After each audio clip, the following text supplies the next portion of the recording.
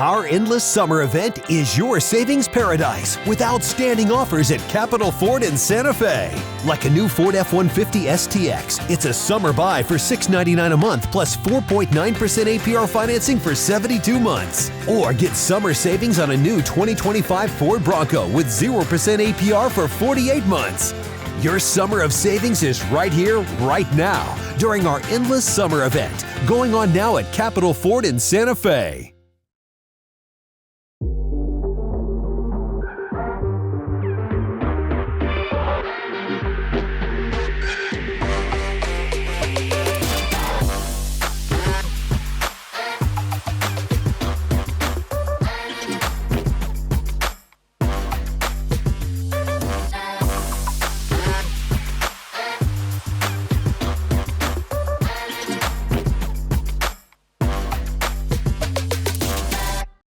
Welcome to the Pit Press. My name is Eric Moulton, co-host and co-owner, with a special guest today who I was so happily to be introduced to at the Circa Resort and Casino 2025 Mountain West Football Media Day. Her name is Miss Kim Adair, the executive director of the Snoop Dogg Arizona Ball, presented by Gin and Juice by Dre and Snoop. That's right. I've got one right here. Welcome to the show. Happy to talk to you. Want to know a little bit more about your story, who you are, how you came about to within like the bowl season, and then the partnership story with Snoop Dogg and Gin and Juice. Yeah. So welcome to the Pit Press. Thanks for having me. Excited to be here. So I want to start from the beginning. What's your background? Where are you from? Where'd you go to school? What's your business experience in? Yeah, I grew up in Arizona and in Scottsdale, Arizona. I went to the Northern Arizona University. I met my husband there, who was from Tucson, and so we moved to Tucson. I didn't know anything about Tucson when I got there, but I quickly loved it. I love Tucson. I feel like I'm like one of Tucson's biggest ambassadors. It's an incredible town with a lot going for it. And so I started kind of working, up the corporate chain. And eventually I became the senior vice president of marketing and business development for Nova Home Loans, which is a regional mortgage bank. At some point, Nova Home Loans was approached by the founder of the Arizona Bowl, Ali Farhang, who said, "Hey, we're going to start this bowl game in Tucson. Nova, do you want to be the title sponsor?" And our CEO came to me and said, "Hey, I want you to hear about this and see if it's something we should do." And to make a long story short, I was the title sponsor. Nova Home Loans, my company that I worked for, was the title sponsor for the first iteration of the Arizona Bowl. And so as the title sponsor, we wanted to make sure our interests were represented. So I became a board member on the bowl game. And a few years later, I got to know everybody at the Mountain West, got to know our broadcast partners. In fact, the staff of the bowl at one point shared space with my Nova Home Loan staff. And so I oversaw some of the operations. And eventually our executive director decided he wanted to retire, and the board came and asked if I'd be interested in becoming the executive director. Perfect. Yes, days. but then I had to go to the bowl and live under that dumb contract that I had negotiated on the other side for the title sponsor. And so that was a kind of an interesting thing. I think I probably am the first title sponsor then to become an executive director of an Arizona of a bowl game. And so that was an interesting transition, but it was a lot of fun. And at the time there was only one other woman that was an executive director of a bowl game, and that was Missy Setters, and she's still at the Independence Bowl. So that was number 2 at the time, and now we're up to like 5 or 6. So it's great. Excited to have more women in the room when we were at the bowl season meetings. Yeah, we'll talk about your executive leadership team. I was able to meet Eric earlier. Yeah. Tell me a little bit more about him, his background. I understand he has ties to Arizona athletics as well. Yeah. So Eric was the first person I hired when I became executive director. I knew him through my previous world, and he had been volunteering with the bowl since day one as well, in different capacities. And yeah, he came from a sports broadcasting background, but also helped in communications and activations at the University of Arizona for their sports department, athletic department. And so it was an easy hire to make and say, come on over to the bowl side and let's do this together. We've got another great person that works for us, Del Arvayo, Harvard football Yeah. guy, came out of Harvard. He's a football guy. Like, you look at him and you're like, that's a football guy. He knows operations, he knows football like the back of his hand. And so he's our chief operating officer. And then we hired another fella out of U of A athletics who was head of their marketing. That was Ben Chulik, who does all of our marketing and events. And we have one other employee. Her name is Lucette, who started off as an intern and now runs both services for us. And so we've got a great little mighty, scrappy team put together that, we do a lot of great things, we think, with a small team. So we love it. Yeah, very cool. We have a really tight relationship with Jeff Zimbieta and the New Mexico Bowl, who I had the opportunity to work with in college. I volunteered and did one bowl game. I have some friends that are on his staff. Yeah. And he raves about kind of the small knit group, but really powerful group. And it's been somewhat really successful over the last, I think, 20 some years. They've been awesome. How long has the Arizona Bowl been since inception? This is our 10th year. 10th year. Yeah. And I just finished my 7th year as executive director. Yeah. Okay, you feel like you have a grasp on what's going on now, or is every single year a little bit different? Every single year is a little different. And Jeff will probably tell you this too. It's, just when you think you've got a handle on it, you get a new title sponsor, or, you have to go find a new broadcast partner or renew a broadcast partner, or the CFP happens and they want to expand it, or do they expand it? Or are they not expanding it? And then you have bowl conference affiliations and those come up for renewals. And there's COVID that kicked us all. There's always something that seems to be out there that creates a little instability and keeps things interesting. You can never be complacent in this role. Tell me about the conference affiliations. Has it always been a Mountain West school? And we're with the MAC. With the MAC. Yeah. That's what it was. Okay, I wanted to get that right. Yeah. So we say proudly that we were founded also by the Mountain West. They were in on it day one. They wanted this bowl. They wanted to be a part of the bowl game, to the point where the first year we came in, Nova agreed to be the title sponsor, and the bowl game happened 90 days later. We had 3 months to plan the entire bowl game and kick it off. But it was important that we did it that year because we knew they were going to put a moratorium on new bowl games after that. And if we didn't play that game, we wouldn't be able to keep our bowl game. And so we didn't have enough teams. And so the Mountain West actually gave us 2 teams. And so that year it was a little controversial. We had to needed to make it work. We needed to make it work, and they did it for us. And we had 2 teams out of the Mountain West, Nevada and Utah State. And we kicked it off. It was awesome. So tell me about your relationship. How involved is Gloria Navarez with kind of behind the scenes, kind of being someone that's in the publicity area a lot, kind of help promoting that? Because she was very vocal in her address to the state of the conference at the beginning of this, when it kicked off, about how proud the Mountain West is to be tied to so many bowl games, and the Arizona Bowl being one of them. But what's your guys' relationship like?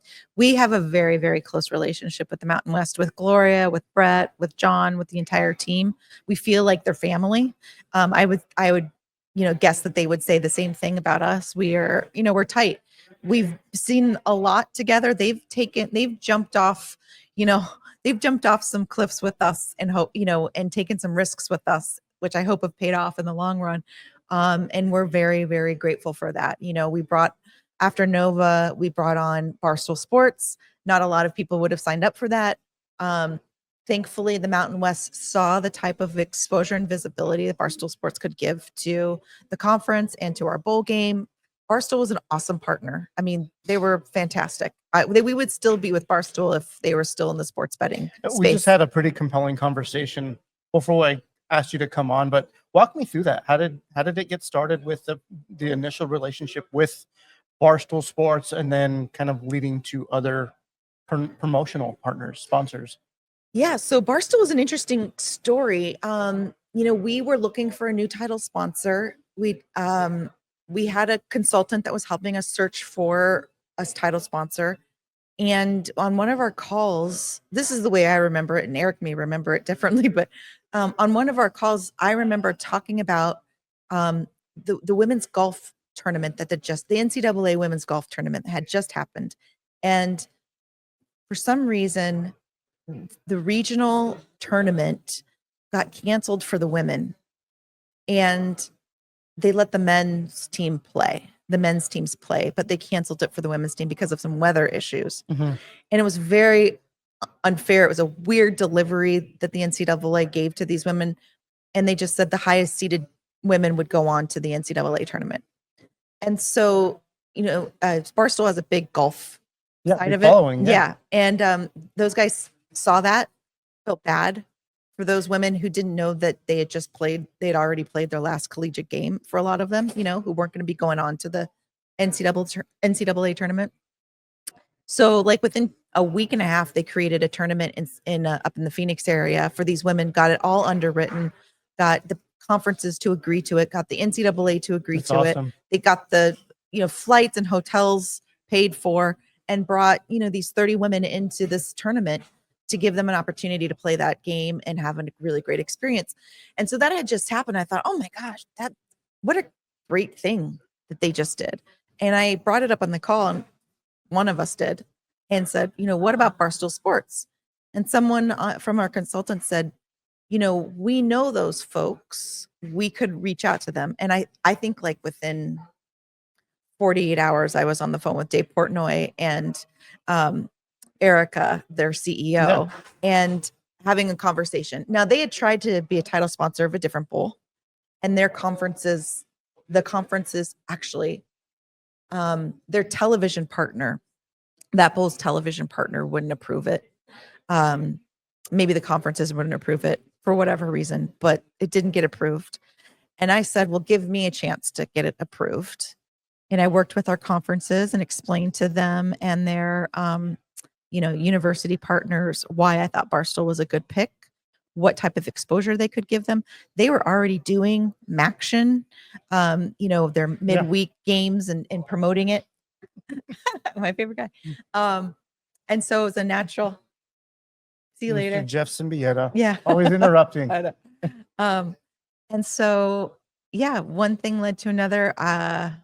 It was a big undertaking to get that approved through the NCAA, but we managed to do it. And then we had Barstool come on as our title sponsor for a few years, and they were fantastic. They were so much fun, really into it, love sports, as you guys know. They do, yeah. They talk about it all the time. They were on the broadcast. Their fans loved it. Not everybody loved it. Not everybody loves like kind of the Barstool approach. It kind of fits a niche, but I was really into it, and college football has an aging demographic of fans, and we need to do a better job of going to where the fans are. And a lot of the young fans are on Barstool Sports and other digital platforms like that. Right. And so it was an opportunity for us to kind of showcase that and bring a new demographic into college football. Thinking outside the box. Yeah. And almost revolutionizing it a little bit at the same time too. A little bit. Yeah. We got a little bit of flack for it, but that's okay. We felt very confident in our decision and that we were making the right decision for the bowl. And all of that has just led us to where we are now, which is now we're the Snoop Dogg Arizona Bowl presented by Gin and Juice by Dre and Snoop. So let me before we jump into that, I do want to show you guys this cool logo, your helmet, some of your marketing stuff here at the New Mexico Bowl. Very cool stuff. I'm a big fan of Arizona. We got family in Arizona. Oh, great. So good. We visit it. Yeah, we frequent there. But okay, so fast forward, Barstool is no longer the title sponsor, but you have a new title sponsor. Yeah. Walk me through how those conversations happened, and I'll let you plug them as you wish. So Barstool was a great partner. They were, a lot of the money that they were using for the title sponsorship was with their with the sports betting company that they were with Penn National. Mm-hmm. Penn ended up going, leaving Barstool and going over to ESPN. It changed some of the dynamics and economics around Barstool. And so it wasn't a good fit for them to continue to be our title sponsor, but we were great friends with them and they gave us a lot of notice and said, go find a new one. If and we went back to our Playfly, give them a plug, our Playfly consultants to find a new title sponsor. And on that first introductory call, like getting everybody oriented about who we are and what we do, mean, we're a bowl game the way bowl games used to be. We are 100% about our community. 100% of our net proceeds go back to local charities.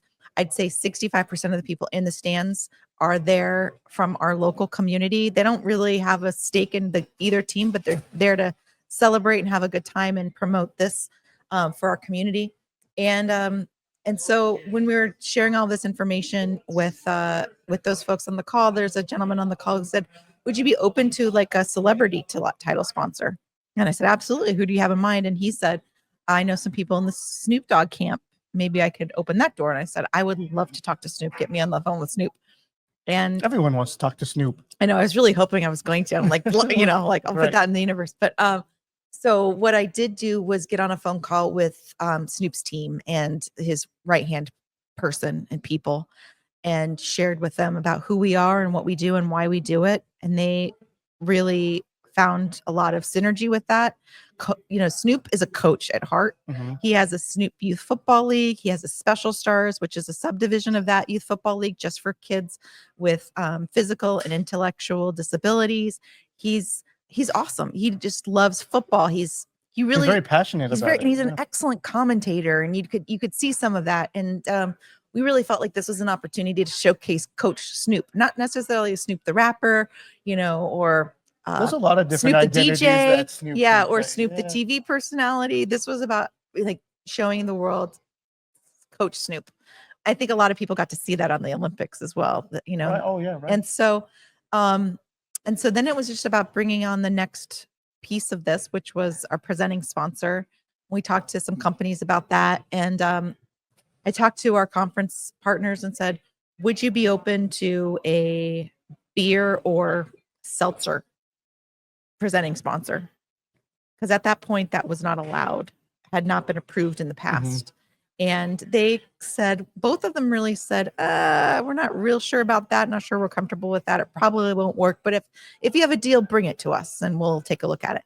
I love that about our conferences. It's like they're as entrepreneurial and thinking outside of the box as we are. You got to take risks. You got to be bold. You got to This is it's a hard business. This is business that, and you got to take some risks sometimes. And so they gave me like a probably not, but I heard a squeak of a yes in there. And so went back to Snoop's team, and they suggested we talked to Gin and Juice. Now, this was in March of last year of 2024, and Gin and Juice had just been launched at the Super Bowl a month earlier. And Gin and Juice is a ready to drink, canned beverage, real gin, real juice. It's not really a seltzer, but it's not like you can show it on the screen. Yeah. It's awesome. My wife and I love these. Good. I'm so happy. Yeah, I love them barbecue, too. every family gets here. Like, we got to get some so of these good. Gin and Juice. They're not sugary. They're just like real crisp and clean and refreshing. I really like them a lot. And so let's cheers. Cheers. Yeah. So we got on a call with Gin and Juice, the folks there, and the Snoop team, had a conversation about what we could do. And then halfway during that call, I did exactly what we just did. I opened up a Gin and Juice. It was a Zoom call, and I drank it, and they were tickled about that piece of it. They're like, "Oh my gosh, that's awesome!" And first thing in the morning. Yeah, it was 9 a.m. in the morning.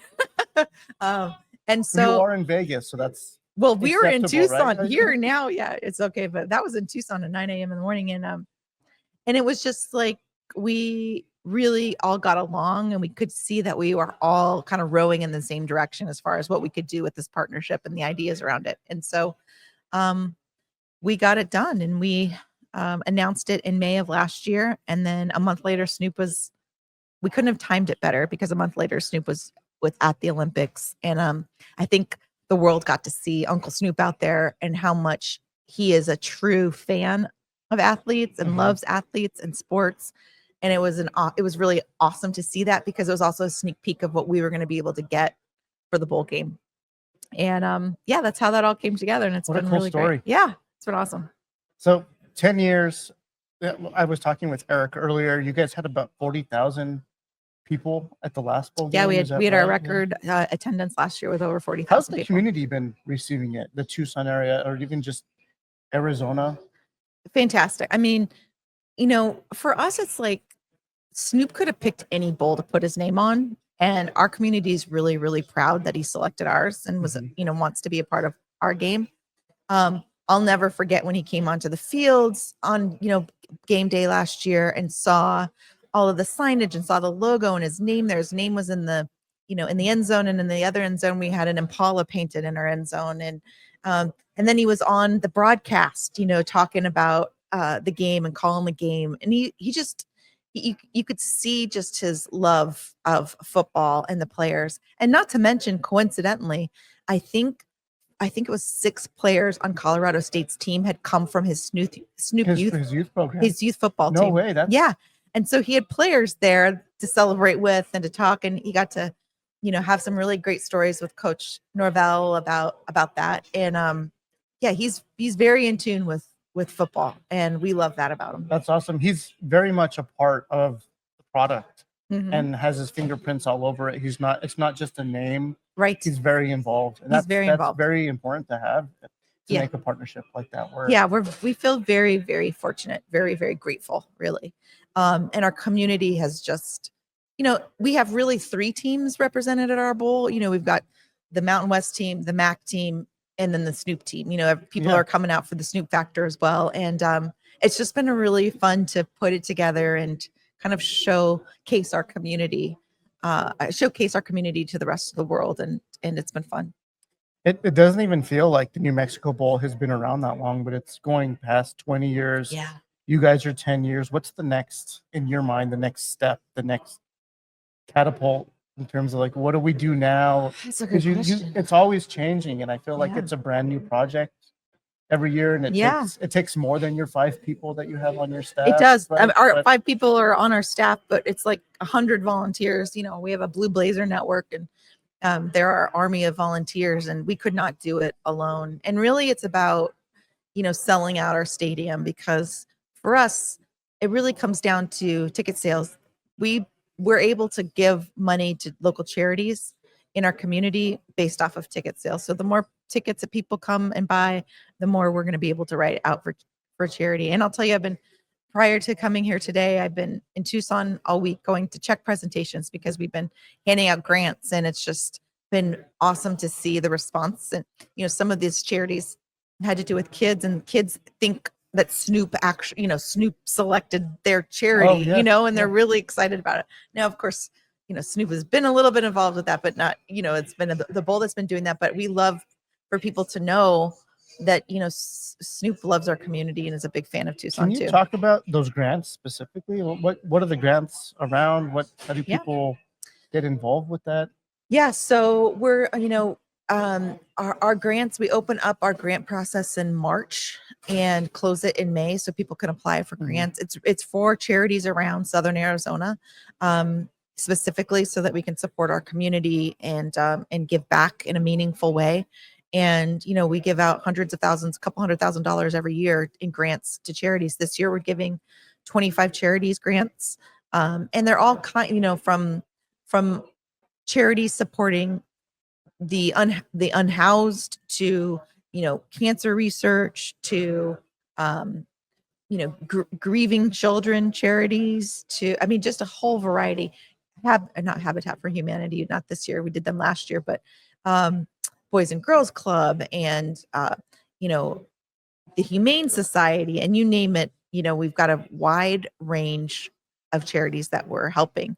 And this year we had over 130 charities apply, and we fulfilled 25. Oh my gosh. That's a lot. I mean, we would love to get to everybody. Give more, but we got to keep growing and keep doing bigger and better things. So what's the game day experience like? Jeff Symbieta is very proud of being able to, quote unquote, his words, put a drink in someone's hand and have them enjoy a football game, because it is much more than a football game. It's about a community coming together and be able to have fun. There's a ton of stuff going on pregame. So what does that look like for the Arizona Bowl? Yeah, so we've got quite a few things. Last year we started an e-gaming tournament, a gaming tournament too, that we hosted with kids versus some of the players on the team. That's one of the things we do. We have a big pep rally the night before the game. I would say the two other big things outside of the game that we do is the morning of the game, usually from 10 until about 1 o'clock. We have a big tailgate, and it's free to everybody. And like this year, Gin and Juice actually built. It's called the Gin and Juice House, and it's a full size like house that is modeled after Dr. Dre's house that he grew up in, and they created a whole tailgate experience with bars, and it's cool. awesome. And Snoop made a surprise visit to the tailgate. I imagine the music is Yeah. yeah. It's on brand. Yeah, right. And we do battle of the university bands out there during the tailgate. We have over 100 charities there in our charity village, kind of telling people about what they do. We have a cornhole tournament. It's just like a big party, a really, really big fun party that people really look forward to attending before they head over into the game. And then, we do a lot of really fun things during the game, and from flyovers and parachutists coming in to just fun activations throughout the game that we do. And last year we had Snoop joined both university bands during halftime. They had learned a Snoop Oh, cool. compilation, and he was in the in the podium. I don't know what they're called. He was like the director. He was directing both bands. He just loved that. He really, really got a kick out of doing that. And then post game, he drove an Impala out. He didn't drive. He was in the back seat of a Impala convertible that was driven out onto the field, and he had the trophy and went up and awarded the trophy to the coach and the MVP trophy. And then something special that we weren't expecting, but we were really excited about, is that he gave every player and cheerleader with the championship team a death row chain, and he gives those to his contestants on The Voice. It's really special. It's a very special thing to get, and he made the effort to make sure that all of the winning players and cheerleaders all got a death row chain. That's so cool. Yeah, it was awesome. It was really it's been a dream. Well, I'm gonna let you plug the bowl. Yeah. When can we watch it? What are the dates? All the details. December 27th at 2:30 Arizona time. Not sure what time that is in New Mexico. 3:30. 3:30. Just a few hours before your guys' game kicks off, so you can kind of start with ours and go over to New Mexico's game. And one of the fun things, we're on the CW, and one of the fun things about our broadcast is that Snoop actually goes into the booth and calls the game for part of the second, third quarter. And so hearing Snoop's take on the football plays is really he knows fun. the game too, so Very it's like well. very informal. Yeah, and not... he's great. He has a whole nother, I think, career someday in calling games for football. Maybe he'll be here at the next Mountain West. Well, yeah, Mountain West Media Day. Yeah.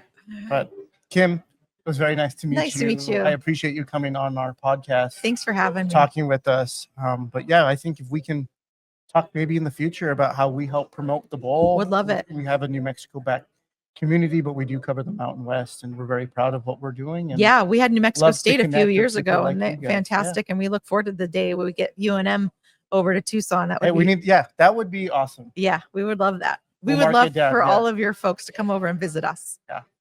But thanks again for coming on. Thank you. This is Eric Moulton with the Pit Press. That was great. Awesome. Thank you. It was like 30 minutes. Perfect. Oh, good. Yeah. Gosh, it goes by so fast.